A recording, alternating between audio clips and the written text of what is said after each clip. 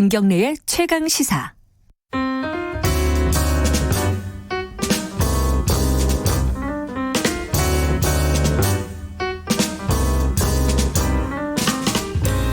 네, 더 나은 미래를 위해 오늘의 정책을 고민하는 시간. 김기식의 정책 이야기 식스센스. 제가 이번 주에 임시 진행하면서 여러 코너 이름을 이제 봤는데 네. 이 코너 이름이 제일 좋은 것 같습니다. 그래요? 네. 뭔가 이게 통찰력이 있어 보이는 네. 그런 제목입니다. 김기식 더 미래연구소 정책위원장 오늘도 함께합니다. 예, 반갑습니다. 안녕하십니까? 네. 우선 저희가 이제 그 문제부터 짚어봐야 될 것 같습니다. 코로나19 확진자가 이제 늘고 있는데요. 예, 1,200명이 넘었죠. 예, 지금 뭐 계속 여러 언론에서 하는 얘기가 주로 보수 언론이지만 네. 사태 초기에 중국 입국 막았으면 이렇게까지는 안 되지 않았냐 이 얘기거든요. 네. 어떻게 보세요? 잘 보시면요. 우리가 코로나19 환자가 발생하고 근 한 달 동안 네. 코로나 확진자가 30명대였습니다. 다시 말해서 중국에 대해서 우한 지역에서 들어오는 것만 입국을 막은 제한적인 네. 입국 제한 조치를 한 상태에서도 30명대에서 잘 방어를 했던 거거든요. 네, 2월 18일까지. 그러다가 예. 갑자기 그 대구에서 신천지교에서 네. 이 대량 발생하기 시작하면서 지금 40배가 넘는 1,200명으로 늘어났거든요. 그러니까 다시 말해서 중국인 입국 네. 제한 조치를 안 했을 때도 네. 초기에 별 문제가 없다가 사실은 지금 문제는 지금 내부에서의 지역사회 감염이 시작된 거거든요. 네. 지금은 이미 국내적으로 지역사회 감염이 신천지 교인들을 중심으로 확산돼 있는 조건에서 네. 중국인 입국 금지를 논란하는 것은 아무 실효성이 없는 소위 정부 책임을 네. 추궁하기 위해서 하는 정치적 네. 공세에 불과한 거죠. 사실은 정부에서도 이것을 검토 안 한 바가 아닙니다. 제가 네. 알기로는 검토했는데 네. 우리는 지리적 여건상 이걸 봉쇄한다고 한들 네. 소위 공항 등을 통한 미입국이나 이런 걸 막을 수가 없게 되고요. 그렇게 되면 추적 관리가 불가능하기 때문에 실효성이 오히려. 없다. 예. 예를 들어서 지금 이탈리아에 갑자기 지금 코로나19 네. 확진자 확 늘면서 지금 네. 문제가 되고 있지 않습니까? 네. 그런데도 불구하고 지금 프랑스나 독일이나 주변국들이 예. 7개 국의 보건장관 회의를 했는데도 불구하고 국경 봉쇄는 실효성도 없고 합리적이지 않다. 왜냐하면 봉쇄한다 한들 예. 다 연결되어 있는데 어디로 들어올지도 모르고 그렇게 될 경우에는 오히려 예. 이 감염 루트를 확인할 수가 없기 때문에 오히려 문제가 있다라고 해서 아예 국경을 맞대고 있는 유럽에서도 지금 네. 이탈리아에 대한 안 하고 있고요. 또 하나 말씀드리고 싶은 네. 거는 이미 중국인에 대한 입국 제한 조치를 했던 네. 이탈리아나 싱가포르 죄송합니다. 예. 에서도 코로나19가 확산되어져서 지금 환자들이 늘어나고 있거든요. 이런 점에서도 그런 입국 제한 조치 같은 것들이 갖는 효과라고 하는 게 예. 우리가 생각하는 것만큼 크지 않다라고 하는 오히려 부작용이 날 가능성이 많다. 네. 저는 그렇게 봅니다. 그러니까 앞문을 닫아버리면 네네. 뒷문으로 들어오는데 뒷문으로 누가 온지 모른다 뭐 이런 얘기군요. 그렇죠. 이게 지금 이제 WHO에서도 예. 국경 폐쇄 같은 조치가 별로 실효성이 없고 오히려 비공식 이동을 오히려 그러니까 소위 불법적인 이동을 조장해서 오히려 문제를 악화시킬 수 있다라고 얘기했고요. 네. 최근에 국제학술지인 사이언스에서도 네. 이 국경 폐쇄 조치는 이런 바이러스 감염 문제와 관련해서 효과적이지 않다라고 네. 하는 의견을 이미 밝힌 바가 있죠. 그랬군요. 이 문제는 뭐 이렇게 정리하고요. 이제 어떻게 할 것이냐의 문제가 있습니다. 네네. 지금 뭐 당장 뭐 정치권에서 할 수 있는 거는 아까 저희가 김진표 의원 인터뷰에서 다뤘지만 추경이에요. 네네네. 추경은 뭐 결국은 규모와 속도의 문제 두 가지가 있을 텐데 어떻게 보십니까? 예, 추경은 당연히 해야죠. 최근에 예. 이제 먼저 말씀드리고 싶은 거는 또 네. 추경 얘기 나오니까 네. 국가 재정 건전성을 위협한다. 네네네네. 또 퍼주게 한다 이런 예. 얘기를 하는데 예. 제가 보기에는 이런 얘기 좀 그만했으면 좋겠습니다. 우리나라 지금 국가 부채가 37%거든요. GDP 대비요? 그렇죠. GDP 예. 대비 37%인데 OECD 평균이 111%예요. 예. 그다음에 EU가 81%거든요. 뭐 가까운 지금 일본은 237%로 네. 세계 1위고 예. 중국만 해도 153%거든요. 그러니까 중국도 우리는 높구나. 예. 그 지금 OECD 평균의 3분의 네. 1밖에 안 되고 EU의 2분의 1밖에 안 되는 네. 정도로 GDP 대비 국가 부채가 굉장히 좋습니다. 그래서 EU에서 그 마스트리히트 조약에 의해서 예. EU 가입 국가 기준을 정할 때도 국가 부채 비율 60% 정도면 매우 건전하다 이렇게 기준을 잡았거든요. 그거에 비해서도 우리가 20% 정도의 네. 이런 재정 건전성을 갖고 네. 있기 때문에 네. 우리나라 지금 국가 부채 비율 40%를 놓고 네. 예를 들어서 이 부채가 늘어나면 안 된다. 이런 얘기하는 거는 재정학적으로 보면 정말 터무니없는 얘기다라고 그래요. 예. 생각이 들고요. 그런 조건에서 지금같이 이런 긴급한 재난이 예. 발생했는데 예. 미래를 생각해서 정부 돈 쓰지 말자 이런 얘기는 저는 터무니없는 얘기다. 그런 점에서 당연히 이렇게 네. 어려울 때는 국가 재정을 동원하는 게 전 네. 세계적으로 당연한 일이라고 보여지고요. 네. 다만 이제 추경은 당연히 해야 되지만 추경이라는 건 지금 빨라야 지금 3월 달이고요. 네. 3월 달에 의결을 국회에서 한다 하더라도 그 집행은 지금 4월 말 가서야 그렇겠죠. 되거든요. 그렇겠죠. 그러면 지금부터 예. 2달이 지나서야 이제 집행이 되니까. 사실 그때는 이미 코로나 사태가 끝나 있어야죠. 그렇죠. 예. 이제 그런 점에서 예. 보면 추경은 당연히 필요하긴 한데 예. 그것이 늦기 때문에 그 이전에도 예. 긴급한 재정 대책을 취해야 된다. 저는 네. 그런 점에서는 네. 국가 예산이라는 게 전용을 원칙적으로 금지하고 있습니다만 네. 기재부 장관이 그 승인하는 경우에는 예산의 전용 항목을 전용해서 쓸 수 있도록 되어 있습니다. 예. 전 그런 점에서는 예. 지금 추경을 당연히 한다는 것을 전제로 해서 예. 지금 필요한 재원이 있다면 필요한 부분이 있다 그러면 네. 국가 국가 재정 예산을 일부 전용해서라도 긴급히 집행을 하고 사후적으로 추경을 통해서 편성된 예산으로 그걸 메꾸는 방식을 그게 하는 가능한가요?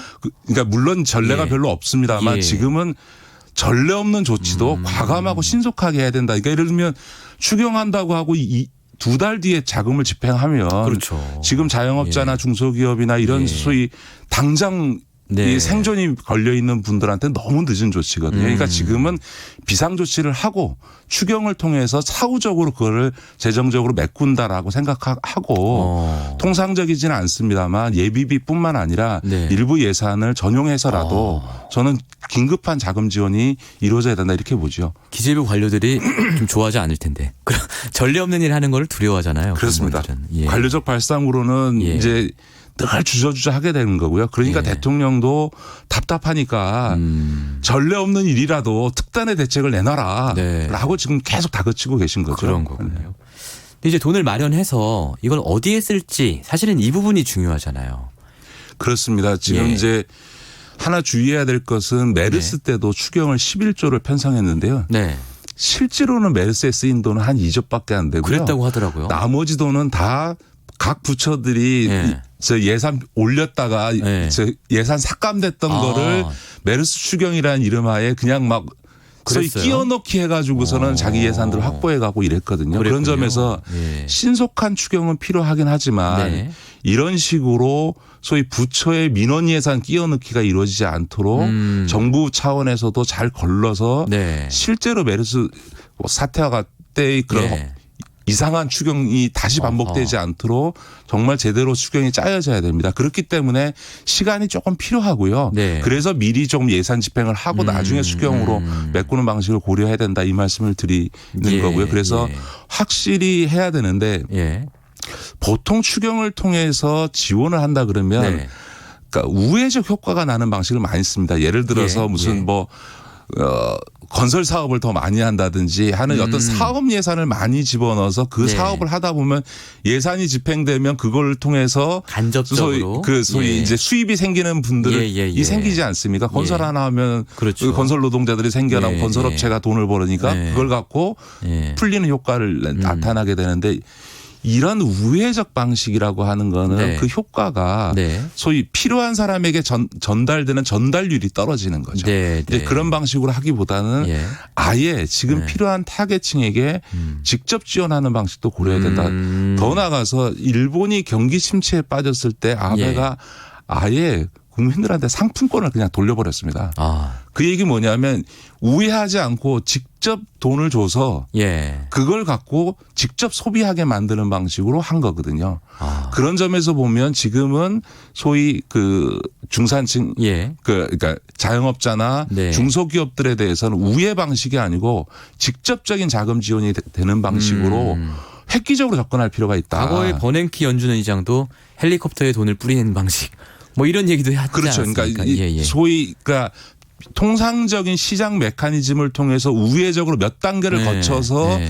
거래를 통해서 지원하고자 하는 자에게 나중에 도달하는 방식이 아니고 네. 아예 직접 자금 지원이 이루어지도록 하는 방식도 중요하고요. 아마 이제 보수 언론에서는 포퓰리즘이라고 현금 따발 뿌리는 포퓰리즘 네. 이렇게 해서 엄청 때릴 겁니다. 그러겠죠. 예. 저는 뭐 그런 거 신경 쓸 필요 없다고 생각합니다. 지금은 예. 사실 뭐 대구 뭐 사시는 분들 다 아시고 저희 신문에도 나오지만 네. 거의 모든 시장이 상점이 지금 철시를 하고 문을 닫고 아예 거리가 텅 비는 상황 아닙니까? 예. 이 상황이 한두 달 가게 되면 임대료를 내야 되는 자영업자들은 돈은 나가는데 손님을 하나도 못 받으니까 예. 당연히 이거는 뭐 수입이 없는 정도가 아니라 빚이 쌓이게 되는 상황으로 가게 될 거고요. 더군다나 지금 만약 현대자동차나 이런 데가 지금 이미 조업 중단을 하고 있거나 부분 예. 중단하고 있는데 그러면 현대자동차는 큰 기업이니까 버티지만 예. 거기에 부품을 납품하는 납품협력업체들은 공장 가동 중단에 따라서 즉각적으로 중소기업의 생존에 걸리는 예. 상황까지 몰려가게 되거든요. 예. 특히 1차 협력업체보다 더 규모가 작은 2차, 3차 협력업체까지 가게 되면 네. 이 파장이 최소한 두세 달 간다고 하면 그 과정에서 견디지 못하는 중소기업들이 나오게 되는 거죠.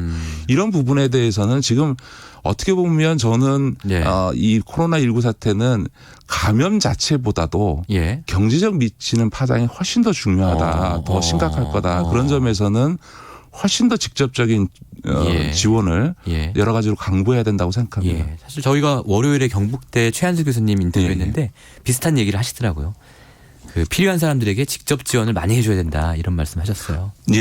예. 그 점에서는 그런 이제 자금의 직접 지원도 필요할 뿐만 아니라 예. 금융이나 세제상의 지원도 적극적으로 검토해야죠. 예를 들면 어떤 게 있을까요? 예. 아니 일시적으로는 네. 조세 감면 조치도 해야 될 뿐만 아니라 지금 5월 달 되면 종합소득세 네. 신고도 해야 되고 하지 않습니까? 네. 이런 것들에 대해서 다 일부 연기해 주거나 하는 식으로 해서 세제와 세정상에 있어서 감면이나 세무조사뿐만 아니라 예. 그 세금 납부 자체도 좀 늦춰주는 형태의 지원책도 필요한 것 같고요. 자영업자들에게는 또 중소기업이나 이런 부분도 그렇고 네. 자영업자들에 대해서도 이 금융 지원을 거의 이자 없이 예. 제로 금리 상태로 금융 지원을 해서라도 예. 일종의 기업이나 그 중소기업이나 자영업자가 망한 때는 제일 중요한 건 자금 유동성이니까 예. 들어오는 현금은 없고 나가는 돈만 있게 되면 그렇죠. 못 견디고 망하는 거지 부도가 나는 않습니까? 거죠. 그렇죠. 예. 예. 그러면 당장 임시로라도 대출을 받을 수 있어야 되는데 그 대출 요건에서 걸려서 대출을 안 해주거나 예. 대출을 받은 것에 따른 이자 비용 부담이 오히려 더 고통을 줄 수 있으니까 네. 손쉽게 대출을 받고 일시적으로는 네. 진짜 제로 금리로라도 대출해 주는 방식으로 해서 금융 지원을 대폭적으로 해 주는 거에 필요한 거죠. 예. 오늘 말씀을 들으니까 정말로 코로나도 코로나인데 경제가 진짜 큰일이구나 이런 생각이 드네요. 그렇죠. 이제 이 점과 관련해서는 청취자들께 드리고 싶은 말씀은 예.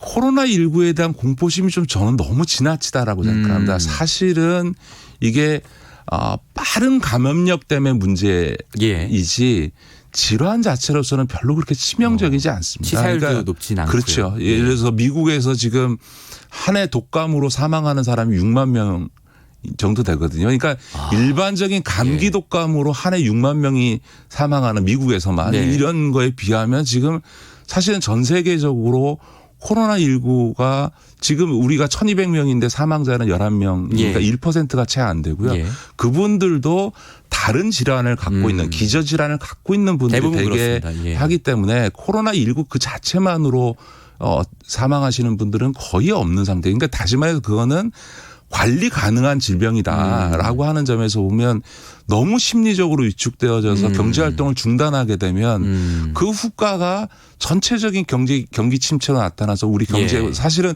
코로나19 때문이 아니라 예. 코로나19로 인한 경기 침체로 인해서 받을 고통이 더 커지는 거죠. 저는 그런 점에서 보면 일부 언론이나 정치권에서 이 코로나19의 위험성이나 이걸 너무 과장해서 이야기하는 것은 대단히 문제가 있다라고 예. 생각하고 오히려 책임 있는 정치권이나 언론에서는 네. 국민들의 이 과도한 불안 심리를 오히려 안정시켜서 네. 경제의 소비 심리를 다시 살려내는 쪽에 초점을 알겠습니다. 둬야 되지 않을까 싶습니다. 네. 오늘 좋은 말씀 잘 들었습니다. 네. 감사합니다. 네, 고맙습니다. 김기식 더 미래연구소 정책위원장이었습니다.